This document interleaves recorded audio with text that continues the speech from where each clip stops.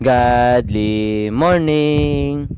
Part of my spiritual growth is to memorize God's word. Subong check ko naman dua ka verse. Panyo ko. Number 1, Proverbs 2 verse 10. When wisdom interpret into thine heart, and knowledge is pleasant unto thy soul. Number 2, Proverbs 2 verse 11.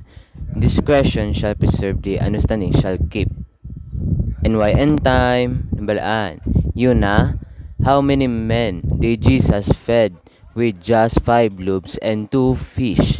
Then nabalaan. Yun na. Ang sagot, letter D. Makita sa Mark 6 verse 44. Then nabalaan. Yun na. Don't forget Ephesians 1, 2, 3. Children, obey your parents in the Lord, for this is right. Honor your father and mother, which is the first commandment, with promise that it may be with thee and thou mayest live long on the earth. I am Emmanuel P. Maranyon, the son of Pastor Ven Maranyon, and Tri Maranyon. God bless.